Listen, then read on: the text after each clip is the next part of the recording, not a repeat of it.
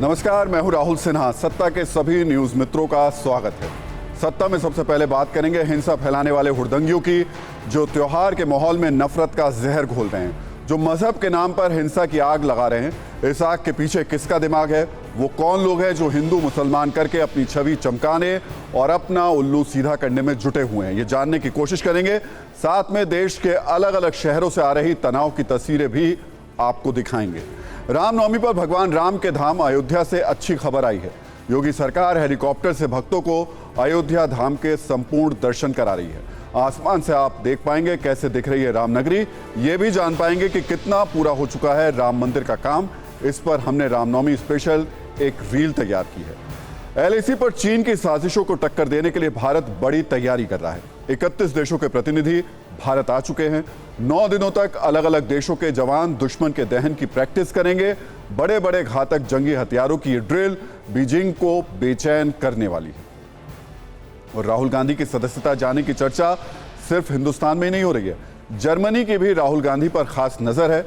Germany की इस नजर से कांग्रेस में हर्ष और उत्सव का माहौल है। लेकिन इससे राहुल गांधी का काम बनेगा या बिगड़ेगा, इस पर हमने सत्ता की एक दिलचस्प कुंजी तैयार की है। तो आज रामनवमी के शुभ अवसर पर सत्ता की शुरुआत हम अयोध्या से आई दिव्य तस्वीरें और भव्य तैयारी से करना चाह रहे थे। पहले आपको अयोध्या धाम के हवाई दर्शन करने वाली खुशखबरी देना चाह रहे थे, लेकिन शायद चंद हुड़दंगियों और चंद उपद्रवियों की आंखों में यह खबर खटक रही है। लिहाजा सबसे पहले सत्ता में बात कर रहे हैं उन शहरों की जो नफरत की आग में जल रहे हैं। सबसे पहले आपको पश्चिम बंगाल लेकर चलते हैं, जहां हावड़ा में शोभा यात्रा पर पथराव हुआ। हावड़ा के शिवपुर में शोभा यात्रा पर पथराव किया गया, उपद्रवियों ने आगजनी की। हावड़ा की दूसरी तस्वीर भी देखिए, कहीं आग लगी है, कहीं सड़कों पर पत्थर बिखरे हुए। हुड़दंगियों ने उनसे निपटने के लिए पुलिस वाले इधर उधर भाग रहे हैं। हर तरफ तनाव की तस्वीरें हैं। और ये कहानी सिर्फ एक शहर की नहीं है। ये जो तस्वीरें अभी हम आपको दिखा रहे हैं, ये हावड़ा की तस्वीरें हैं, जो कुछ देर पहले की हैं, जब वहां से जुलूस निकल रहा था। उस वक्त माहौल को खराब करने की कोशिशें की गई, गाड़ियों में आग लगा दी गई। सड़कों पर आप ये आगजनी की तस्वीरें देख सकते हैं, पथराव किया गया। और इस सब के बीच में अब पुलिस की कोशिश है कि किसी भी तरीके से हालात को शांत किया जाए, लेकिन ये तस्वीरें बता रही हैं कि उस वक्त किस तरीके के हालात रहे होंगे। गाड़ियों को आग के हवाले किया गया, कुछ घर भी दिखाई दे रहे हैं आग के हवाले हुए।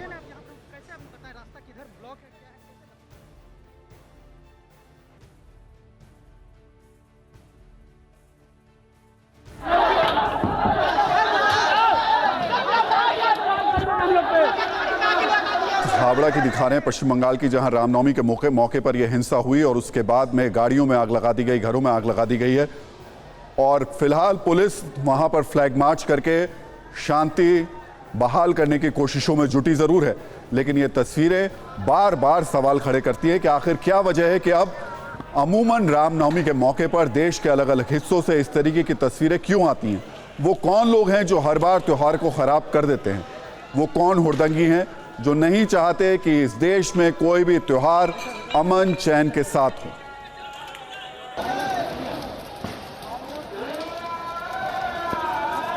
और अब आपको गुजरात के वडोदरा की तस्वीरें भी दिखा देते हैं। ये तो आपने देख ली हावड़ा की तस्वीरें, लेकिन यही तस्वीरें वडोदरा की भी देखने को मिली, जहां हुड़दंगियों ने जबरदस्त तरीके से पथराव किया। बीती रात महाराष्ट्र के औरंगाबाद की तस्वीरें भी हम आपको दिखाएंगे, लेकिन पहले आप देखिए किस तरीके से वडोदरा में भी इसी तरीके से कुछ हुड़दंगी थे जिन्होंने त्योहार को खराब करने की कोशिश की और उसके बाद जबरदस्त तरीके से पथराव हुआ।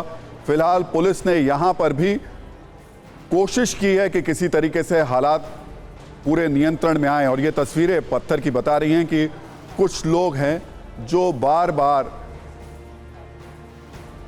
त्योहारों को खराब करने की साजिशें रचते रहते हैं। यूनुस मेरे सहयोगी इस वक्त मेरे साथ वहां से वडोदरा से मौजूद हैं। यूनुस, एक बार तो पूरा ये मामला बताइए, कब की घटना है, और दूसरा अभी वहां की क्या स्थिति है? मेरे साथ पुलिस कमिश्नर शमशेर सिंह जुड़े, उनसे पूछते हैं सर, दो बार घटना हुई, क्या वजह रही?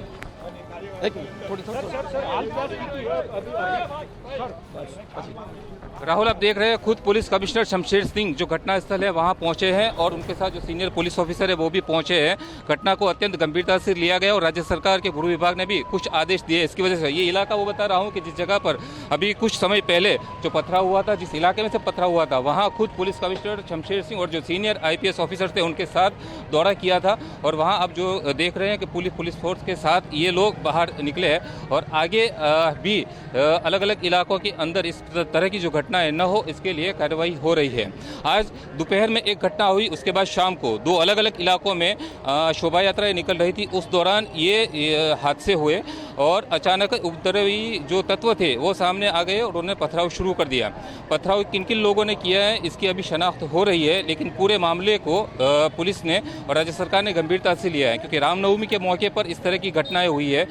वडोदरा अत्यंत संवेदनशील शहरों में से एक शहर माना जाता है और जब भी ऐसे धार्मिक उत्सव होते हैं उस वक्त ऐसी घटनाएं होती रहती है।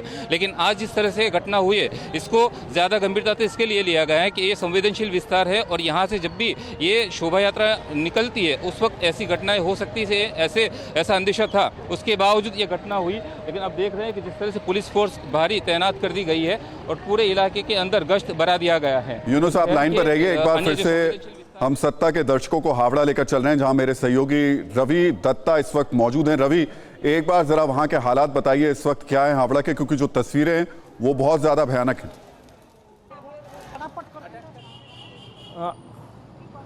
देखिए राहुल, मैं आपको ये बताना चाहूँगा, अभी मैं उस इलाका से होके आया हूँ। मैं ये दावे के साथ कह सकता हूँ कि दोनों तरफ से घेर लिया जा रहा है लोगों को।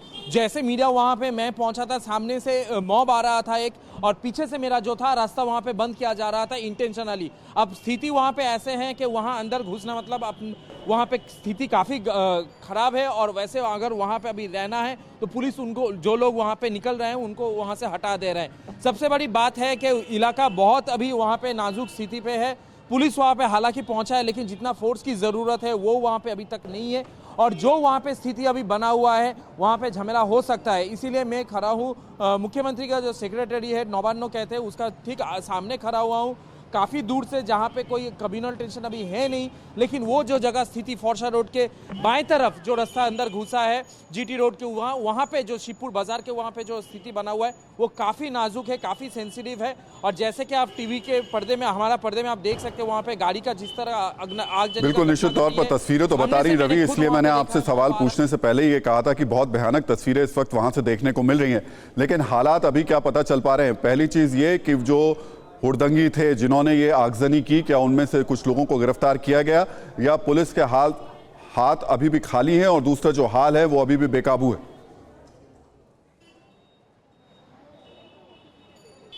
देखिए ये तो मैं कह सकता हूँ पुलिस का हाथ अभी भी खाली है। इसका कारण ये है वहाँ पे जो स्थिति बना हुआ है और जिस फोर्स की वहाँ पे ज़रूरत है वो फोर्स अभी तक वहाँ पे पहुँचा नहीं है। रास्ते में है, रास्ता जैम है, हर तरफ से रास्ता बंद है, तो वहाँ पे फोर्स पहुँचने में ज़रूर टाइम लगेगा। और वहाँ पे जो लोग हैं, दोनों संप्रदाय के जो लोग हैं वो काफ़ी उत्तप्त है। वहाँ पे सिचुएशन वहाँ पे जो है काफ़ी टेंस वहाँ पे है। मैं जैसे कह रहा था कि मेरा गाड़ी जैसे निकला, रास्ता वहाँ पे राविश फेंक के रास्ता को पूरा बंद कर दिया गया और वो हर किसी का हाथ में वहाँ पे झंडा था, हर किसी का हाथ पे वहाँ पे लाठी था। तो आप समझ सकते हैं स्थिति वहाँ पे क्या है। और जैसे कि मैं कह रहा था, जैसे वहाँ के आगजनी की घटना घटी है, जो आम लोग हैं जो ऑफिस से वापस आ रहे थे उन लोगों को दूसरा रास्ते से वहाँ पे हटा दिया जा रहा है। और जो एरिया में ये कम्युनल टेंशन हुआ है वहाँ पे पुलिस ने रास्ता बंद कर दिया, हर लोगों को पूछ के वहाँ पे छोड़ा जा रहा है। और दोनों संप्रदाय दोनों अलग अलग एक जगह पे खड़े हैं और वहाँ पे काफ़ी टेंशन है, ये मैं कह सकता हूँ यहाँ से। रवि और यूनुस, बहुत बहुत शुक्रिया ये पूरी जानकारी देने के लिए। आप दोनों वहीं पर मौजूद रहिए, सुरक्षित रहिए, आपसे लगातार अपडेट हम लेते रहेंगे इस पूरी घटनाओं पर। लेकिन हावड़ा हिंसा पर पश्चिम बंगाल की CM ममता बनर्जी का एक बहुत बड़ा बयान सामने आया है। उन्होंने कहा, मैंने पहले ही कहा था कि मुस्लिम इलाकों से यात्रा मत निकालो। मैंने ये अंदेशा जताया था कि मुस्लिम इलाकों से शोभा यात्रा निकालने पर हिंसा हो सकती है। तो ये मुख्यमंत्री का बयान है। वो कह रही हैं कि पहले ही कहा था मुस्लिम इलाकों से यात्रा मत निकालो, मैंने कहा था शोभा यात्रा निकालने पर हिंसा हो सकती है। हवाले किया गया। अब आप सोचिए, जिस राज्य के मुख्यमंत्री ये कहेंगे कि उन्होंने पहले से आगाह किया था कि मुस्लिम इलाकों से यात्रा मत निकालो, हिंसा हो सकती है, तो फिर उस राज्य की स्थिति क्या होगी? उस राज्य की पुलिस क्या करेगी?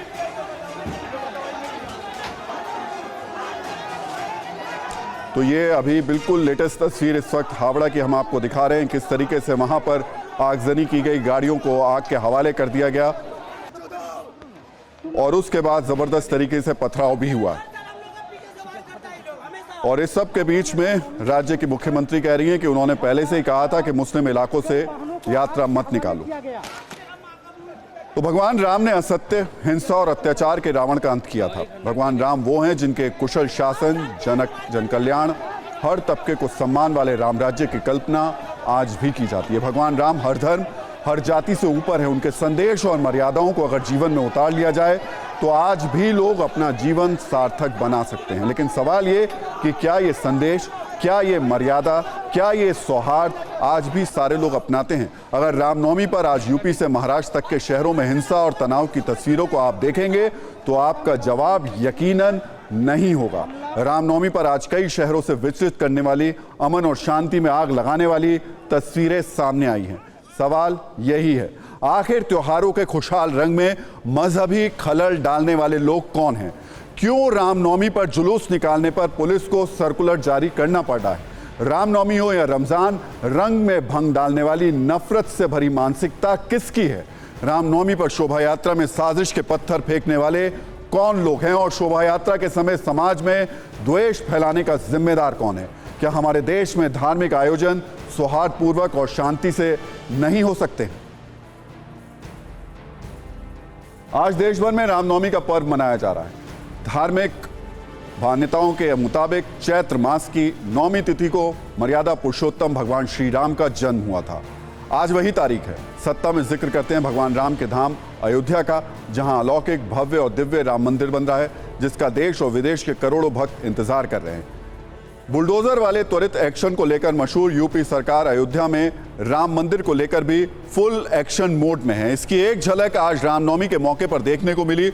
उत्तर प्रदेश राज्य पर्यटन विकास निगम लिमिटेड और हेरिटेज एविएशन ने बड़ी पहल की है। अयोध्या में दर्शनार्थियों के लिए हेलीकॉप्टर सेवा शुरू की गई है। आज से 15 दिनों तक अयोध्या धाम में ट्रायल पर हवाई दर्शन की सुविधा शुरू की गई है। रामनवमी पर श्री राम के धाम के दिव्य आसमानी दर्शन वाली रील सिर्फ 120 सेकंड में देखिए। इस रील को ध्यान से देखिएगा क्योंकि रील में ही इस हवाई दर्शन से जुड़ी सारी जरूरी जानकारियां हैं।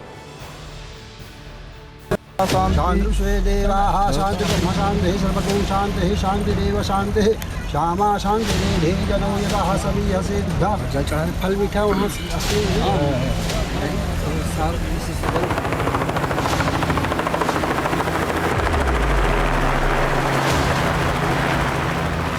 वहाँ जाता है कि अयोध्या में जो भी एक बात आके रामलला के दर्शन कर लेता है उसके सभी जो पाप हैं वो मिट जाते हैं।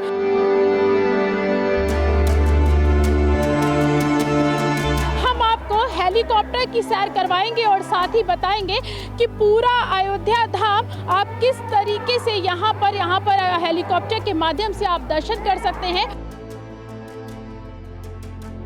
और हमारे साथ हैं संत राजू दास, हमारे साथ मौजूद है और ये बताएंगे अयोध्या धाम के बारे में। राम की पड़ी होते हुए हम लोग निकल रहे हैं। ये देखिए हम लोग जैन मंदिर पहुंच गए हैं और जैन मंदिर से हम लोग आगे बढ़ रहे हैं। हम लोग अभी हनुमानगढ़ी के तरफ बढ़ रहे हैं। महाबली हनुमान राजा के रूप में यहाँ पर विराजमान है और जो भी भक्त पहले आता है तो हनुमान जी महाराज का दर्शन पूजन करता है। जैसे आप भगवान सूर्य को प्रत्यक्ष देख सकती हैं, वैसे आप सरजू को प्रत्यक्ष देख सकते हैं। कोटि कल्प काशी बसे, है ना, मथुरा कल्प हजार, एक निमिष सरजू बसे, तुले न तुलसीदास। देखिए सामने राम जन्मभूमि का, राम मंदिर का काम चल रहा है। जल्दी जो है वो भक्त यहाँ पर दर्शन कर पाएंगे, राम लला के दर्शन यहाँ पर कर पाएंगे। इतना खूबसूरत, इतना नव्य, इतना दिव्य, इतना आनंदित करने वाला क्षण, आनंदित करने वाला पल, यह पर्यटन विभाग को आभार देते हैं।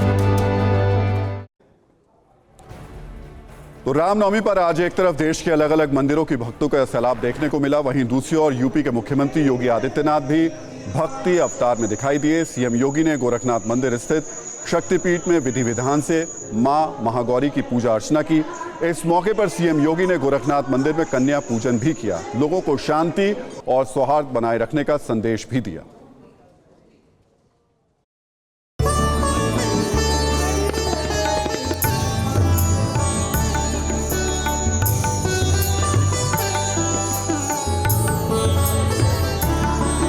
धर्म हमें कर्तव्य का बोध कराता है। धर्म को हम मात्र उपासना विधि न समझें, बल्कि यह हमें सन्मार्ग पर चलने और हमारे कर्तव्यों का बोध हमें कराता है।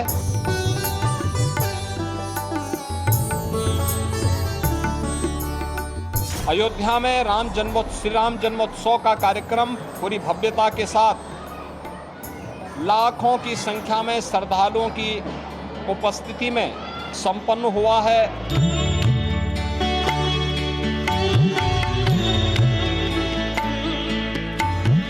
राज्य सरकार ने एक और यह व्यवस्था सुनिश्चित की है कि वासंतीय नवरात्रि के अवसर पर देव मंदिरों में दुर्गा सप्तशती का पाठ और रामनवमी के अवसर पर अखंड रामायण का पाठ हो।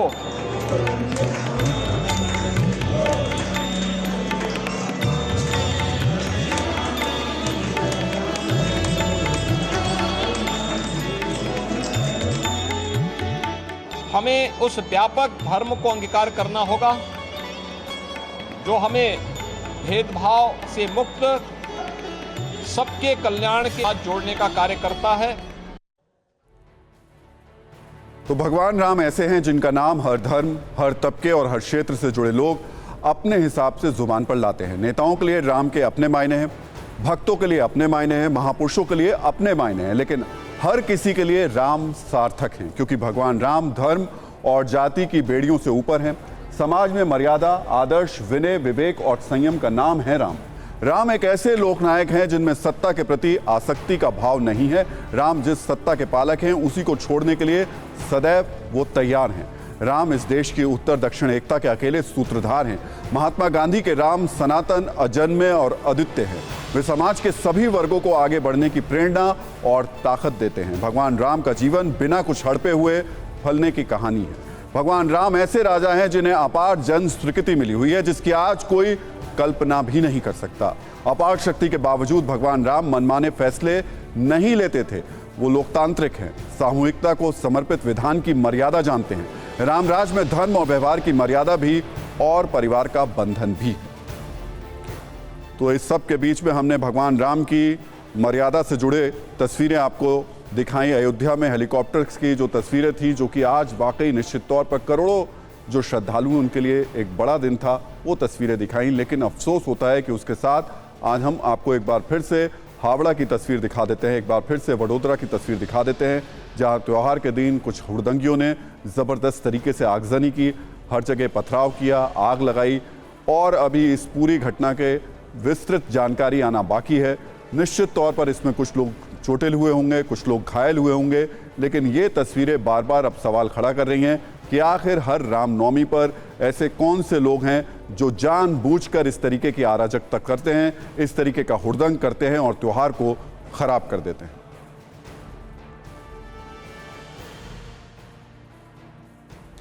तो आज रामनवमी पर प्रभु श्री राम की बात हो रही है, तो रावण का जिक्र करना भी प्रासंगिक है।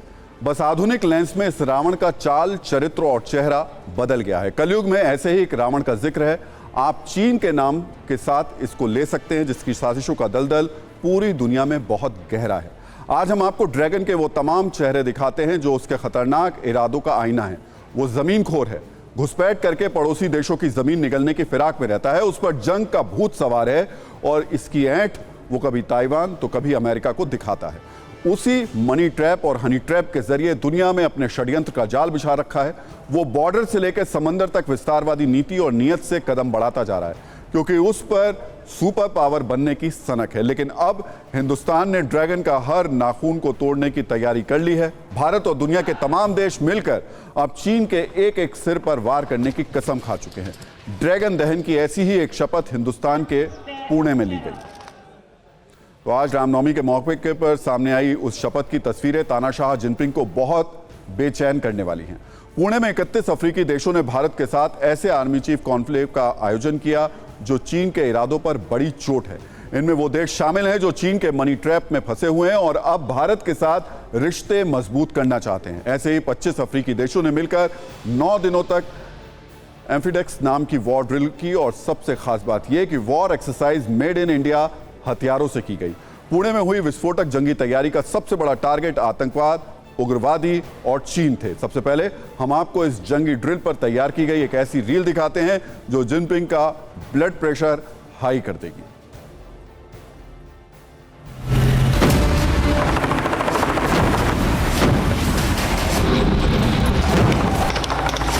पहली बार इस तरह की एक जॉइंट एक्सरसाइज हो रही है, जॉइंट ट्रेनिंग हो रही है, जिसमें अफ्रीकन कंट्री के करीब 31 देश शामिल हुए हैं।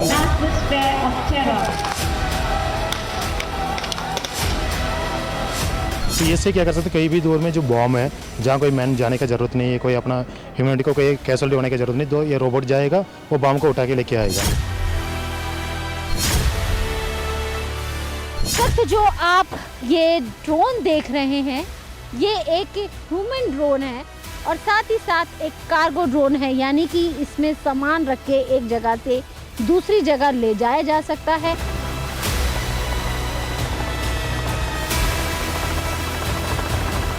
तमाम तरह की नई गन्स जो कि आने वाले दिनों में हमारी जो आर्म फोर्सेस हैं जिनका इस्तेमाल करेंगी।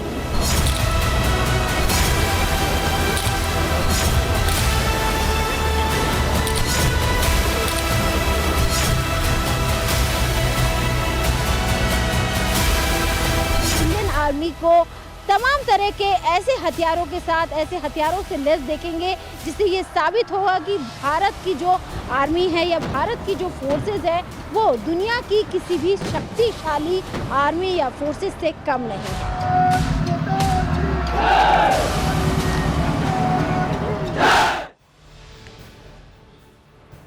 और अब आपको बताते हैं कि अफ्रीकी देशों की इंडिया से दोस्ती वाली डिप्लोमेसी के पीछे की इनसाइड स्टोरी क्या है। पहली बात यह कि अफ्रीकी कंट्री जानते हैं कि चीन की अकड़ को जो निकाल सकता है वो भारत ही है। इसके अलावा अफ्रीकी देश भारत के दमदार हथियार कम कीमत पर खरीद सकते हैं क्योंकि अभी वो कर्ज की वजह से चीन के हथियार खरीदते हैं, लेकिन मेड इन चाइना माल की कोई गारंटी नहीं होती। एक और बड़ी वजह चीन का मनी ट्रैप है। कर्ज देने के लिए अफ्रीकी देश चीन की पहली पसंद है। अफ्रीकी देशों पर चीन का 13,10,000 करोड़ का कर्ज है। चीन अफ्रीकी देशों को 1,188 लोन बांट चुका है। सबसे ज्यादा 13 लोन जाम्बिया देश को दिए जा चुके हैं। इसलिए कर्ज से दबे देश चीन से हथियार खरीदने को मजबूर हैं। लेकिन चीन की साजिशों का दहन करने के लिए अब दुनिया के कई बड़े देश भारत की ओर बड़ी उम्मीद से देख रहे हैं।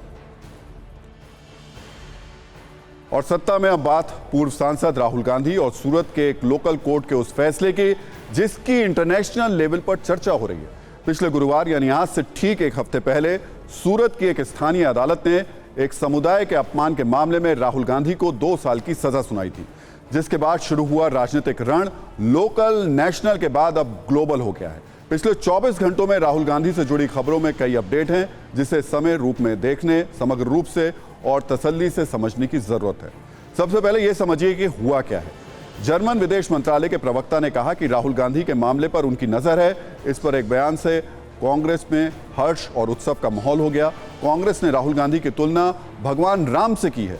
आईपीएल के पूर्व चेयरमैन और भगोड़े ललित मोदी ने राहुल गांधी पर ब्रिटेन के कोर्ट में केस करने की धमकी दी है। इस बीच कांग्रेस की ओर से आरोप लगाया गया है कि यूट्यूब राहुल गांधी की वीडियो रीच और प्रभाव को कम कर रहा है। इन चारों मुद्दों पर सत्ता की कुंजी एकदम तैयार है। एक एक करके इस पर बात कर लेते हैं। राहुल गांधी की सजा और संसद से सदस्यता जाने का मामला ग्लोबल बनता जा रहा है और इससे कांग्रेस पर, सरकार पर हमला भी कर रही है। इसे लेकर ज्यादा नुकीला और इसको लेकर धारदार भी हो रही है। पिछले 8 दिनों में पहली बार किसी यूरोपीय देश ने राहुल गांधी की सजा पर खुलकर बयान दिया। जर्मन विदेश मंत्रालय के एक प्रवक्ता ने रेगुलर मीडिया ब्रीफिंग में यह कहा कि इस मामले पर उनकी नजर है। राहुल गांधी इस फैसले के खिलाफ अभी अपील कर सकते हैं। इस अपील के बाद यह तय हो पाएगा कि उनकी संसद सदस्यता बर्खास्त करने का कोई आधार है या नहीं है। जर्मनी की ओर से यह भी कहा गया कि वो उम्मीद करते हैं कि राहुल गांधी पर कार्रवाई करते समय न्यायिक स्वतंत्रता के मानक और मौलिक लोकतांत्रिक सिद्धांत के अधिकारों को ध्यान रखा जाएगा। वैसे तो भारतीय कानून व्यवस्था और संसदीय लोकतंत्र पर जर्मनी की ये सीधी घुसपैठ की कोशिश है, लेकिन कांग्रेस को यह बयान बहुत मीठा लग रहा है। इस एक बयान से कांग्रेस के बड़े नेता और राहुल गांधी के करीबी दिग्विजय सिंह इतने खुश हैं कि उन्होंने ट्वीट करके जर्मनी को धन्यवाद दिया है। उन्होंने ट्वीट करके कहा कि जर्मनी के विदेश मंत्रालय और रिचर्ड वॉकर का शुक्रिया, आपने बात संज्ञान में ली कि राहुल गांधी के खिलाफ कार्रवाई करके किस तरह भारत में लोकतंत्र के साथ खिलवाड़ किया जा रहा है। दिग्विजय सिंह ने कथित रूप से भारतीय लोकतंत्र के साथ हो रहे खिलवाड़ के लिए सुबह सुबह 7:48 पर धन्यवाद दिया, तो इसके कुछ ही देर बाद कानून मंत्री किरण रिजिजू ने एक ट्वीट करके कहा कि भारत के आंतरिक मामलों में हस्तक्षेप और भारतीय शक्तियों को आमंत्रित करने के लिए राहुल गांधी को धन्यवाद। याद रखें, भारतीय न्यायपालिका विदेशी हस्तक्षेप से प्रभावित नहीं हो सकती। भारत अब विदेशी प्रभाव को बर्दाश्त नहीं करेगा, क्योंकि हमारे प्रधानमंत्री नरेंद्र मोदी हैं। यानी राहुल गांधी की सजा और सदस्यता पर कल तक भले ही देश में बहस हो रही थी, पर अब ये बहस ग्लोबल हो चुकी है। भारत की लोकतांत्रिक व्यवस्था में दूसरे देश की सरकार के बयान और उस पर हो रही राजनीति पर हमारी टीम ने एक छोटी सी रील तैयार की है। पहले आप ये देख लीजिए, आगे हम सत्ता की बाकी कुंजियां खोलेंगे।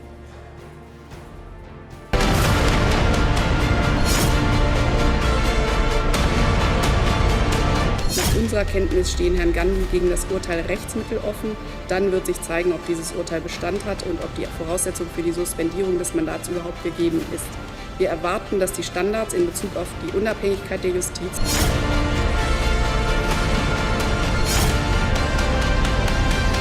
हमें इस बयान से सबक सीखना चाहिए कि पूरी दुनिया आपके ऊपर सवाल या निशान लगा रही है, और सिर्फ जर्मन के फॉरेन अफेयर्स ने ये नहीं कहा है, अमेरिका की पार्लियामेंट के अंदर ये सवाल उठ रहा है। राहुल गांधी जी ने विदेश में जाकर यूरोप और अमेरिका से ये प्रार्थना की थी या प्रश्न उठाया था कि आप हस्तक्षेप क्यों नहीं कर रहे भारतीय लोकतंत्र में। और ये जो बात है, भारत से जो प्रेम करते हैं भारतीय नागरिक जो है, जिनको देश से प्रेम है, वो कभी भी माफ नहीं करेंगे।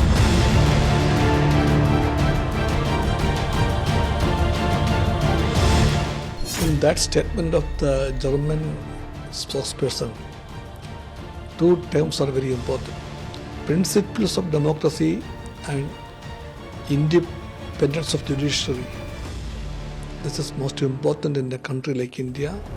मुझे लगता है ये विदेशी लोगों को ज्ञान का अभाव है। उनको एक तो हमारे लोकतंत्र में हस्तक्षेप करने की कोई भी जरूरत नहीं है। हमारा लोकतंत्र अपने आप में मजबूत है। जो भी न्यायपालिका का ऑर्डर होता है उसको पालन करना होता है, उसके आधार पर ही उनकी सदस्यता गई है।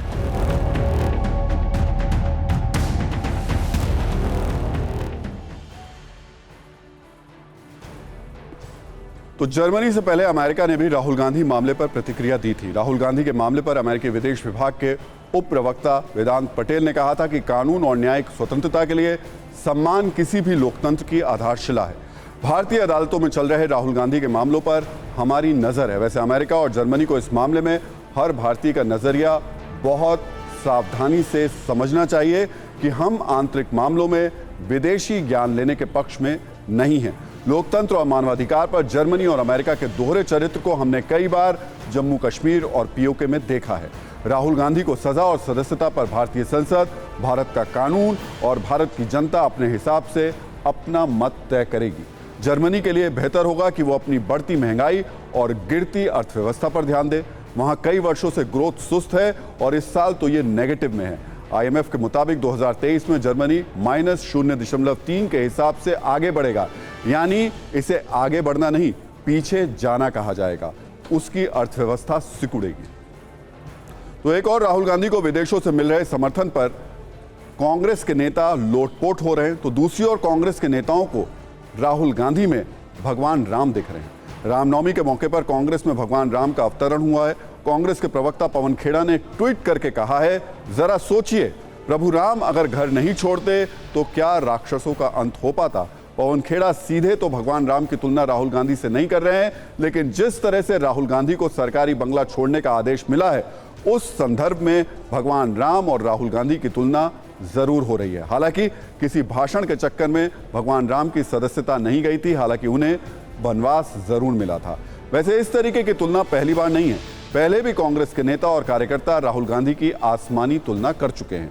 और राहुल गांधी ही क्यों, अलग अलग पार्टियों के नेता अपने सबसे बड़े नेता को महिमा मंडन करने के लिए उनकी ऐसी तुलना करते रहे। तो कांग्रेस को राहुल गांधी में भगवान राम दिखते हैं, लेकिन भारत में मनी लॉन्ड्रिंग के आरोपी और भारतीय न्यायिक व्यवस्था से डरकर ब्रिटेन में छिपने को मजबूर ललित मोदी राहुल गांधी को कोर्ट में घसीटने की धमकी दे रहे हैं। आईपीएल के पूर्व चेयरमैन ललित मोदी ने ट्वीट करके कहा कि देखता हूं कोई भी टॉम, डिक और गांधी परिवार से जुड़े लोग बार बार मुझे भगोड़ा कहते हैं। क्यों, कैसे, मुझे कब इस मामले में दोषी करार दिया गया? राहुल गांधी की तरह नहीं हूं मैं एक सामान्य नागरिक हूं। ऐसा लगता है विपक्षी नेताओं के पास करने के लिए कुछ नहीं है, उनके पास या तो गलत जानकारी है या फिर वो बदले की भावना से बोलते हैं। उन्होंने आगे लिखा, मैंने राहुल गांधी के खिलाफ ब्रिटिश अदालत में केस दायर करने का फैसला किया है। मैं इस चीज को लेकर निश्चिंत हूं कि उन्हें मजबूत सबूत पेश करने होंगे। दरअसल राहुल गांधी ने नीरव मोदी और ललित मोदी का नाम लेकर ही प्रधानमंत्री नरेंद्र मोदी पर हमला किया था, जिस पर उन्हें कानूनी कार्रवाई का सामना करना पड़ा। इसके बाद से लगातार कांग्रेस नेता ललित मोदी और नीरव मोदी पर हमला करते रहते हैं।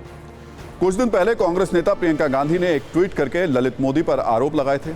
उन्होंने लिखा था कि नीरव मोदी घोटाला, ललित मोदी को राहुल गांधी से जो शिकायत है उसने राहुल गांधी को सोशल मीडिया प्लेटफॉर्म पर यूट्यूब से भी है।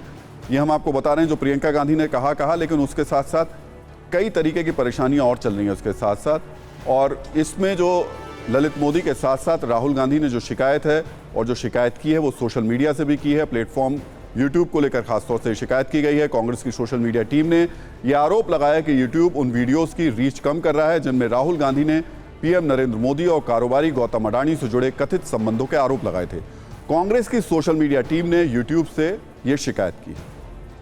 मतलब यहां भी राहुल गांधी के लिए संकट ही है। वैसे कुछ संकटों को राहुल गांधी आमंत्रित भी करते हैं। नतीजा ये होता है कि भारत विरोधी शक्तियां सुपर एक्टिव हो जाती हैं। भारत की आपदा में अवसर देखने वालों में अमेरिका की प्रतिष्ठित पत्रिका टाइम मैगजीन भी है, जिसमें भारत को तोड़ने की इच्छा रखने वालों के पक्ष में लेख छपते हैं और ऐसे लोगों के प्रति हमदर्दी भी जताई जाती है।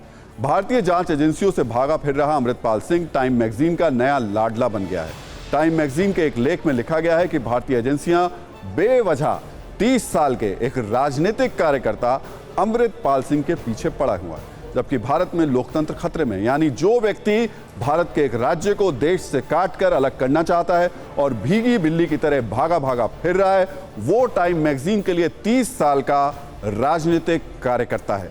ये बातें लेखक की मौलिक समझ पर सवाल उठाती हैं। वैसे टाइम मैगजीन के संपादकों और अमृतपाल के प्रति इतनी कोमल लेख लिखने वाले लेखक से हमारा आग्रह है कि भारत के संदर्भ में लोकतंत्र के खतरे वाली फिल्म की स्क्रिप्ट अब बहुत पुरानी और घिस चुकी है। वो कोई नई बात लेकर आए। भारत के 140 करोड़ लोग लोकतंत्र की रक्षा करना जानते हैं।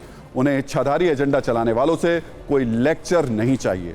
लोकतंत्र की रक्षा के नाम पर कैसे भारत विरोधी एजेंडे को खाद पानी दिया जाता है, इसकी पूरी जानकारी और विधि दुनिया को अब पता लग चुकी है। हो सकता है कि टाइम मैगजीन में ये कलम तोड़ लेख लिखने वाले लेखक आगे अपराधी अमृतपाल पर प्रेम गीत और गजल संग्रह भी लिख डालें और फिर वो भारत विरोधियों के बीच बेस्ट सेलर भी बन जाए। लेकिन इसके बावजूद अमृतपाल रहेगा तो एक भगोड़ा अपराधी ही। कुल मिलाकर बात यह है कि भारत पर वैचारिक पत्थर फेंकने वाले कई शक्तियां राहुल गांधी की लंदन वाली बयानबाजी के बाद एक्टिव हो गई हैं और कई एक्सपर्ट्स इससे कांग्रेस को राजनीतिक नुकसान होने की आशंका भी जता रहे हैं। आने वाले दिनों में कांग्रेस के लिए ये एक नई मुसीबत भी बन सकती है। वैसे भी 2014 और 2019 में कांग्रेस ऐसे मसलों पर नुकसान उठा चुकी है। पश्चिमी देशों का भारत के लोकतंत्र में हस्तक्षेप करना उनके लिए तो फायदेमंद हो सकता है, लेकिन राहुल गांधी और कांग्रेस के लिए इसमें घाटा ही घाटा है। किसका कंधा है, किसकी बंदूक है और किस पर निशाना है, इन बातों पर विचार किए बिना विदेश में दिया गया कोई भी बयान उल्टा पड़ सकता है और इससे गहरी राजनीतिक चोटें आ सकती हैं। इस बीच प्रधानमंत्री नरेंद्र मोदी ने नए संसद भवन के आज वहां जाकर के औचक निरीक्षण किया। उन्होंने 1 घंटे से अधिक समय वहां बिताया और कई कामों को देखा। उसकी जानकारी उन्होंने संसद के दोनों सदनों में आने वाली फैकल्टी का उन्होंने अवलोकन भी किया। उन्होंने निर्माण श्रमिकों से भी बातचीत की। इसकी तस्वीरें सामने आई हैं।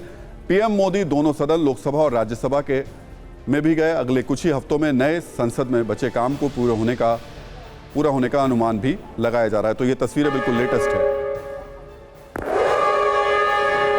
तो देखिए, सत्ता में आज का टाइम खत्म हो गया। जाते जाते सभी न्यूज़ मित्रों से हमारी न्यूज़ रिक्वेस्ट है कि वो सत्ता की न्यूज़ रील्स को ज़्यादा से ज़्यादा शेयर करें और अपने सुझाव हमें व्हाट्सएप ज़रूर करें।